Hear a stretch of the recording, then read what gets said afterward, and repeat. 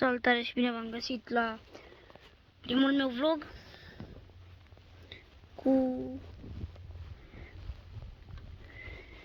cu bicicleta. Dacă sper să se vadă, stați un pic să mai poziționez camera bine.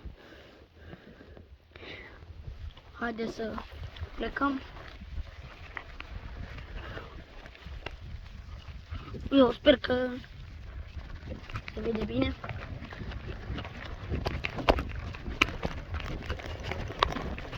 Nu știu ce vedeți voi, dar eu când o să editez acest videoclip, nu știu dacă mă auziți, că n-am încă microfon. Când o să editez acest videoclip, atunci o să văd dacă s-a auzit, dacă nu o să pun subtitrări. Eu sper că se aude bine. Lasă nici ăsta nu stă bine aici. Asta